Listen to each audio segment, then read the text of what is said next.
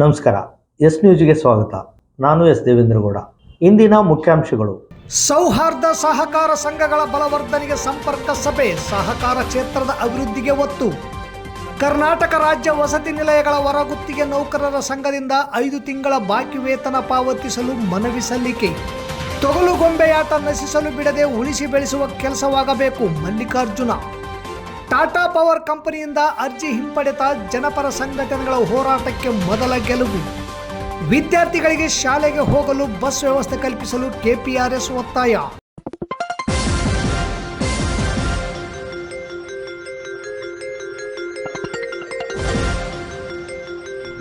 S news, ಇದು ನಿಮ್ಮ ಧ್ವನಿ.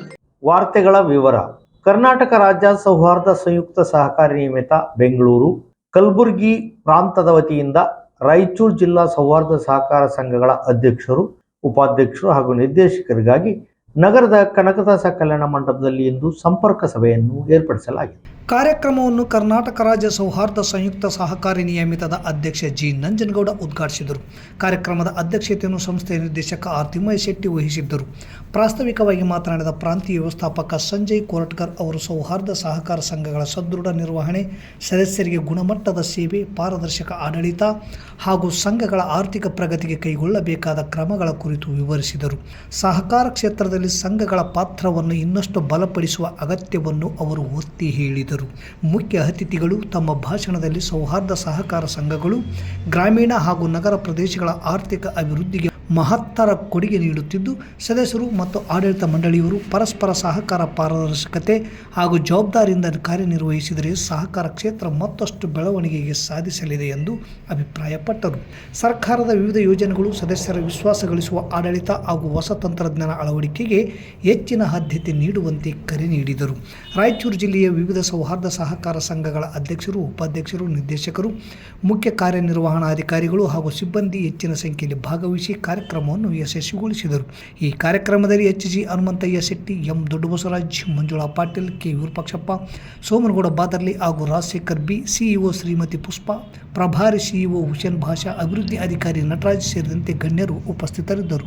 ಎಆರ್ಸಿ ಏಜೆನ್ಸಿ ಅಡಿಯಲ್ಲಿ ಕಾರ್ಯನಿರ್ವಹಿಸುತ್ತಿರುವ ಸಿಂಧನೂರು ಪಟ್ಟಣ ಹಾಗೂ ಗೋನ್ವಾರ ಪರಿಶಿಷ್ಟ ಪಂಗಡ ವಸತಿ ನಿಲಯಗಳ ಹೊರಗುತ್ತಿಗೆ ಕಾರ್ಮಿಕರಿಗೆ ಕಳೆದ 5 ತಿಂಗಳ ಬಾಕಿ ವೇತನವನ್ನು ತಕ್ಷಣ ಪಾವತಿಸುವುದು, 22/5/26ರಿಂದ ಜಾರಿಯಾದ ಹೊಸ ವೇತನ ಪರಿಷ್ಕರಣೆಯಂತೆ ವೇತನ ಪಾವತಿಸುವುದು, ಇಪಿಎಫ್ ಹಾಗೂ ಇಎಸ್ಐ ಬಾಕಿಯನ್ನು ಜಮಾ ಮಾಡುವುದು ಹಾಗೂ ಪ್ರತಿ ತಿಂಗಳು 5ನೇ ತಾರೀಕಿನೊಳಗೆ ವೇತನ ಪಾವತಿಸಲು ಒತ್ತಾಯಿಸಿ ತಹಸೀಲ್ದಾರ್ ಹಾಗೂ ಪರಿಶಿಷ್ಟ ಪಂಗಡದ ಕಲ್ಯಾಣ ಇಲಾಖೆಯ ತಾಲೂಕು ಅಧಿಕಾರಿಗಳಿಗೆ ಕರ್ನಾಟಕ ರಾಜ್ಯ ವಸತಿ ನಿಲಯಗಳ ಹೊರಗುತ್ತಿಗೆ ನೌಕರ ಸಂಘ ಮನವಿ ಪತ್ರ ಸಲ್ಲಿಸಿತು.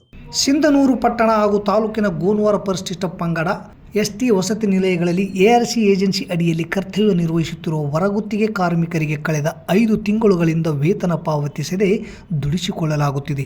ಇದರಿಂದ ಕಾರ್ಮಿಕರು ಹಾಗೂ ಅವರ ಕುಟುಂಬಗಳು ತೀವ್ರ ಆರ್ಥಿಕ ಸಂಕಷ್ಟಕ್ಕೆ ಸಿಲುಕಿದ್ದು ಜೀವನ ನಿರ್ವಹಣೆಯೇ ದುಸ್ತರವಾಗಿದೆ.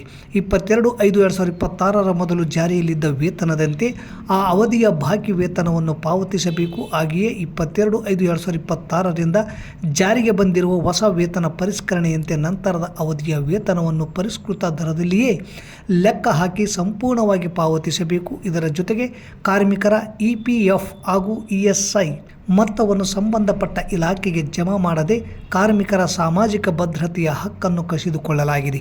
ಇಂತಹ ಕ್ರಮವನ್ನು ಕರ್ನಾಟಕ ರಾಜ್ಯ ವಸತಿ ನಿಲಯ ಹೊರಗುತ್ತಿಗೆ ನೌಕರರ ಸಂಘ ತೀವ್ರವಾಗಿ ಖಂಡಿಸುತ್ತದೆ. ಈ ಮನವಿಯನ್ನು ಅತ್ಯಂತ ತುರ್ತು ಎಂದು ಪರಿಗಣಿಸಿ ಕೂಡಲೇ ನ್ಯಾಯೋಚಿತ ಕ್ರಮ ಕೈಗೊಂಡು ಕಾರ್ಮಿಕರಿಗೆ ನ್ಯಾಯ ಒದಗಿಸಬೇಕೆಂದು ಆಗ್ರಹಿಸಿದರು. ಈ ಸಂದರ್ಭದಲ್ಲಿ ಟಿಯುಸಿಐ ಜಿಲ್ಲಾ ಸಮಿತಿ ಸದಸ್ಯರಾದ ಎಚ್.ಆರ್. ಹೊಸಮನಿ, ಕ್ರೈಸ್ ವಸತಿ ಶಾಲೆಯ ದೇವೇಂದ್ರಪ್ಪ, ಸಂತೋಷ್ ಬಾಲಿ, ನಜೀರ್, ಸಿಂಧನೂರು ಪರಿಶಿಷ್ಟ ವರ್ಗ ವಸತಿ ನಿಲಯ ನೌಕರರಾದ ನಸರಿನ್ ಬೇಗಂ, ರೇಣುಕಮ್ಮ, ಯಲ್ಲಮ್ಮ, ಚೆನ್ನಮ್ಮ, ಪದ್ದಮ್ಮ, ಶಾಂತಮ್ಮ, ಜೈನಮ್ಮ, ನಿಂಗಮ್ಮ, ಪರಿಶಿಷ್ಟ ವರ್ಗ ಗೋನುವಾರ ವಸತಿ ನಿಲಯ ಕಾರ್ಮಿಕರಾದ ಷಣ್ಮುಖ, ಭೀಮಮ್ಮ, ಅಕ್ಕನಾಗಮ್ಮ, ನಾಗರತ್ನಮ್ಮ, ಜಯರಾಜ್ ಸೇರಿದಂತೆ ಅನೇಕರಿದ್ದರು.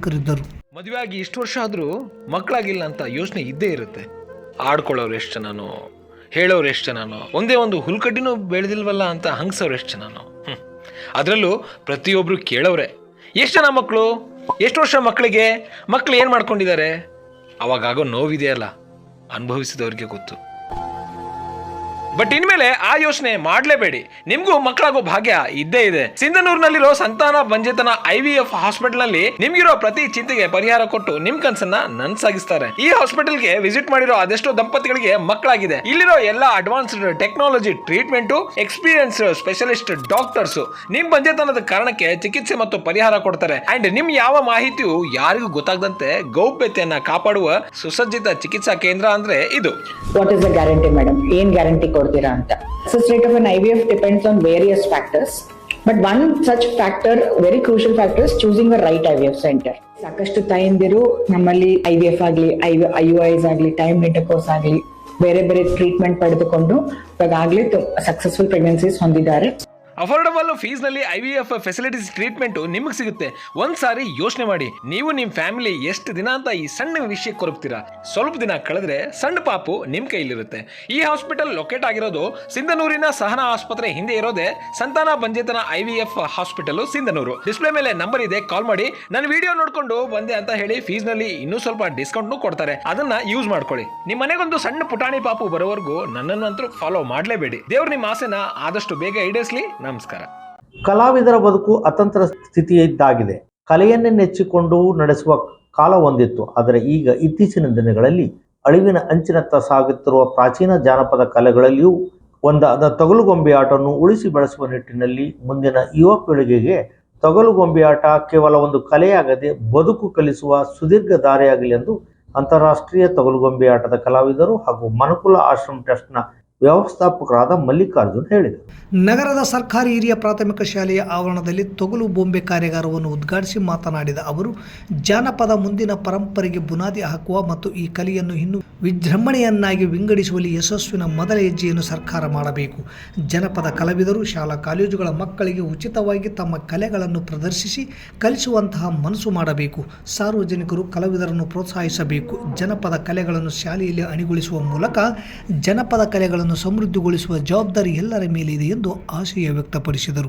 ಇದೇ ವೇಳೆ ಶಾಲೆಯ ಮಕ್ಕಳಿಗೆ ತೊಗಲು ಬೊಂಬೆ ತಯಾರಿಸುವ ಮತ್ತು ಪ್ರದರ್ಶನ ನೀಡುವ ಕುರಿತು ಮತ್ತು ಅದರ ಇತಿಹಾಸದ ಬಗ್ಗೆ ಮಕ್ಕಳಿಗೆ ತಿಳಿಸಿ ತೊಗಲು ಗೊಂಬೆ ಆಟದ ಮಾಹಿತಿಯನ್ನು ನೀಡಿದರು. ಕರ್ನಾಟಕ ವಿದ್ಯುತ್ ನಿಯಂತ್ರಣ ಆಯೋಗದ KERC ಮುಂದೆ ಟಾಟಾ ಪವರ್ ಕಂಪನಿ ಸಲ್ಲಿಸಿದ ರಾಜ್ಯದ 19 ಕಂದಾಯ ಜಿಲ್ಲೆಗಳಿಗೆ ಸಂಬಂಧಿಸಿದ ಸಮಾನಾಂತರ ವಿದ್ಯುತ್ ವಿತರಣಾ ಪರವಾನಗಿ ಅರ್ಜಿಯನ್ನು ಶುಕ್ರವಾರ ಹಿಂಪಡೆದಿದೆ. ಈ ಬೆಳವಣಿಗೆಯನ್ನು KEB ಇಂಜಿನಿಯರ್ಸ್ ಅಸೋಸಿಯೇಷನ್ ಹಾಗೂ ವಿವಿಧ ಕಾರ್ಮಿಕ ಮತ್ತು ಜನಪರ ಸಂಘಟನೆಗಳು ಸ್ವಾಗತಿಸಿದ್ದು, ಒಗ್ಗಟ್ಟಿನ ಹೋರಾಟಕ್ಕೆ ದೊರೆತ ಮಹತ್ವದ ಗೆಲುವು ಎಂದು ತಿಳಿಸಿದೆ.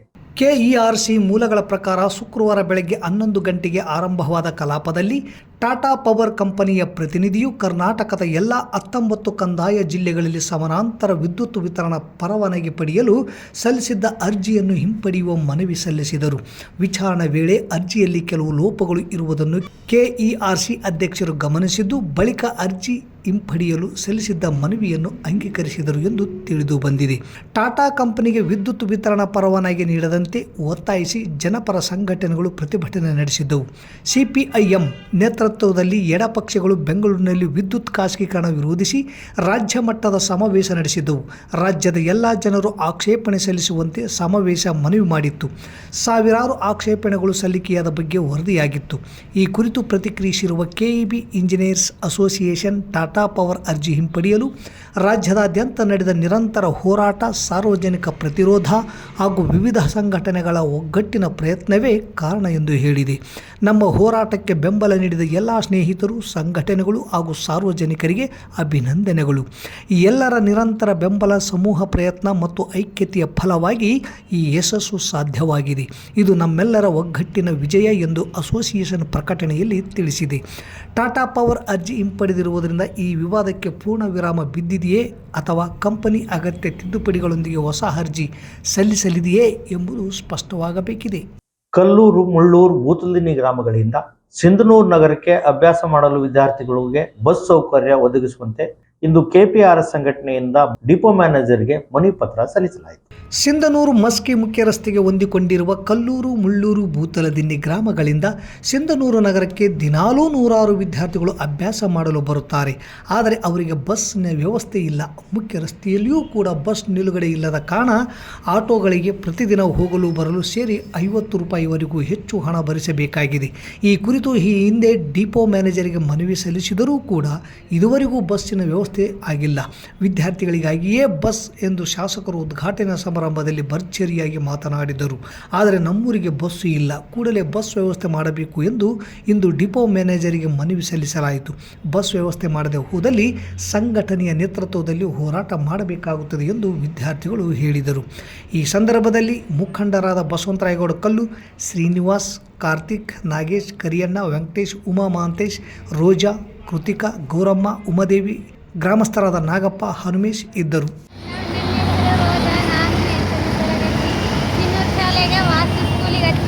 ಆಟೋಕ್ಕೆ ಖರ್ಚು ಜಾಸ್ತಿ ಆಗುತ್ತಂತ ನಮ್ಮ ಮನೆಯಲ್ಲಿ ಇಬ್ಬರು ಓದ್ತೀವಿ. ಅದಕ್ಕೆ ನಮ್ಮ ಮನೆಯಲ್ಲಿ ಶಾಲೆ ಬೇಡ, ಆಟೋಕ್ಕೆ ರೊಕ್ಕ ಜಾಸ್ತಿ ಆಗುತ್ತಂತಂದು ಹೇಳಿದಾಗ ನಾವು ಒಂದು ವಾರ ಮನೆಗೆ ಇದ್ದೀವಿ. ಬಸ್ ಡಿಪೋಕ್ಕೆ ಹೋಗಿ ಫಾರ್ಮ್ ಕೊಟ್ಟು ಬಂದು ಇಲ್ಲಿ ಬಸ್ ಸ್ಟಾಪ್ ಮಾಡ್ರಿ ಅಂತ ನಾಳೆಲಿಂದ ಸ್ಟಾಪ್ ಮಾಡ್ತಂದಾರೆ. 2-3 ಟೈಮ್ ಆಯಿತು. ಡಿಪೋಕ್ಕೆ ಹೋಗಿದ್ವಿ, ಡಿಪೋ ಮ್ಯಾನೇಜ್ ನೋಡಿದ್ರೆ ಸ್ಟಾಪ್ ಮಾಡ್ತಾರ ಅಂತ ಹೇಳ್ತಿದ್ರು. ಬಟ್ ಯಾವ ಬಸ್ ಸ್ಟಾಪ್ ಇಲ್ಲ. ಬಂದರೂ 5-10 ನಿಮಿಷ ನಿಂತಿರೋದಿಲ್ಲ. ಇನ್ನು 10 ಇರ್ತಾರೆ, ಹಾಗೆ ಹೋಗ್ತಾರೆ. ಬಾಯ್ಸಿನ ಇರೋದ್ರಿಂದ ಆ ಬಾಯ್ಸಿಂದ ಹುಡುಗಿರನ್ನ ಹತ್ತಕ್ಕಾಗಲ್ಲ, ಅವ್ರು ಸರಿಯೋದಿಲ್ಲ, ಏನಿಲ್ಲ. ಅದರಿಂದ ಗರ್ಲ್ಸ್ ಹತ್ತಕ್ಕಾಗೋದಿಲ್ಲ. 10 ನಿಮಿಷ ನಿಂತು ವೇಟ್ ಮಾಡಿ ಕರ್ಕೊಂಡು ಹೋದರೆ ಎಲ್ಲರಿಗೂ ಹೆಲ್ಪ್ ಆಗುತ್ತೆ. ಈಗ ಬಡವರು ನಮ್ಮಂತ ಮಿಡಿಲ್ ಕ್ಲಾಸ್ ಜನ ದಿನ 40-40 ರೂಪಾಯಿ ಕೊಟ್ಟು ಹೋಗೋದ್ರಿಂದ ಮನೆಯಲ್ಲಿನೂ ತುಂಬ ತೊಂದರೆ ಆಗ್ತಾ ಇರೋದ್ರಿಂದ ಮನೆಯಲ್ಲಿ ಹೆಣ್ಮಕ್ಳು ಕಾಲೇಜ್ ಇದರಿಂದ ಬೇಡ, ಯಾರು ಹೋಗೋದು ಬೇಡ, ಅಮೌಂಟ್ ಜಾಸ್ತಿ ಆಗ್ತದೆ, ಮನೇಲಿ ಇರಿ ಅನ್ನೋದ್ರಿಂದ ಹೆಣ್ಮಕ್ಳಿಗೆ ತೊಂದರೆ ಆಗ್ತದೆ. ಅದರಿಂದ ಬಸ್ ಸ್ಟಾಪ್ ಆದರೆ ಎಲ್ಲರಿಗೂ ಅನುಕೂಲ ಅಂತ ಹೇಳ್ತಾರೆ. ಇಲ್ಲಿಗೆ ವಾರ್ತಾ ಪ್ರಸಾರ ಮುಕ್ತಾಯವಾಯಿತು. ನಿರಂತರ ಸುದ್ದಿಗಾಗಿ ವೀಕ್ಷಿಸಿ ಎಸ್ ನ್ಯೂಸ್, ಇದು ನಿಮ್ಮ ಧ್ವನಿ. ನಮಸ್ಕಾರ. ಪ್ರಿಯ ಪಾಲಕರೇ, ನಿಮ್ಮ ಮಕ್ಕಳ ಉಜ್ವಲ ಭವಿಷ್ಯಕ್ಕಾಗಿ ಕೇಂದ್ರ ಮತ್ತು ರಾಜ್ಯ ಸರ್ಕಾರದಿಂದ ಮಾನ್ಯತೆ ಪಡೆದಿರುವ ಸನ್ರೈಸ್ ಗ್ರೂಪ್ ಆಫ್ ಇನ್ಸ್ಟಿಟ್ಯೂಷನ್ ಹಾಗೂ D pharmacy, nursing, paramedical college Sindhanur ಸಂಸ್ಥೆಗೆ ಹಿಂದೆ ಭೇಟಿ ನೀಡಿ ಆರೋಗ್ಯ ಕ್ಷೇತ್ರದಲ್ಲಿ ನಿಮ್ಮ ಭವಿಷ್ಯವನ್ನು ನಿರ್ಮಿಸಿಕೊಳ್ಳಿ.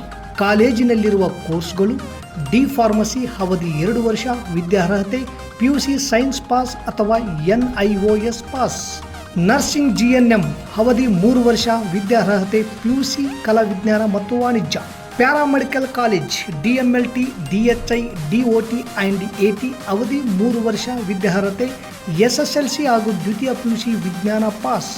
ಈ ಸಂಸ್ಥೆಯ ವಿಶೇಷತೆಗಳು: ಅನುಭವಿ ಹಾಗೂ ನುರಿತ ಉಪನ್ಯಾಸಕರಿಂದ ಬೋಧನೆ, ವಿದ್ಯಾರ್ಥಿಗಳಿಗೆ ಪ್ರಾಯೋಗಿಕ ಹಾಗೂ ವೈದ್ಯಕೀಯ ಕಲಿಕಾ ಅನುಭವವನ್ನು ಹೆಚ್ಚಿಸುವ ಉದ್ದೇಶದಿಂದ ಸಿಂಧನೂರು ಪಟ್ಟಣದ ವಿವಿಧ ಆಸ್ಪತ್ರೆಗಳಲ್ಲಿ ವೈದ್ಯರು ಮತ್ತು ಹಿರಿಯ ನರ್ಸ್ಗಳ ಮಾರ್ಗದರ್ಶನದಲ್ಲಿ ಪ್ರಾಯೋಗಿಕ ಕಲಿಕೆ.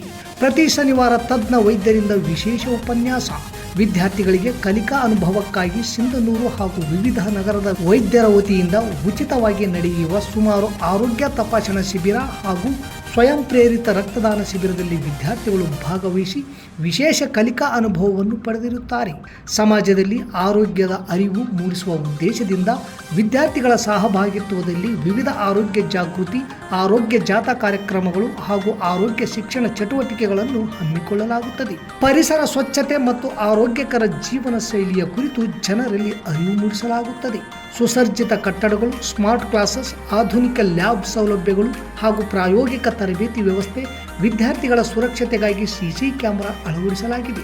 ವಿದ್ಯಾರ್ಥಿಗಳಿಗೆ ವಿವಿಧ ಖಾಸಗಿ ಆಸ್ಪತ್ರೆಗಳು ಹಾಗೂ ವಿವಿಧ ಫಾರ್ಮಾ ಕಂಪನಿಗಳ ಸಹಯೋಗದಲ್ಲಿ ಕ್ಯಾಂಪಸ್ ಸಂದರ್ಶನದ ಮೂಲಕ ನೇರ ಉದ್ಯೋಗದ ಅವಕಾಶವನ್ನು ಕಲ್ಪಿಸಲಾಗುತ್ತದೆ. ಪ್ರವೇಶಕ್ಕಾಗಿ ಹಿಂದೆ ಸಂಪರ್ಕಿಸಿ.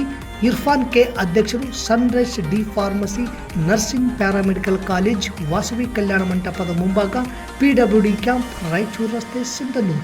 Mobile number 8197143588, 8904242655, 903673135.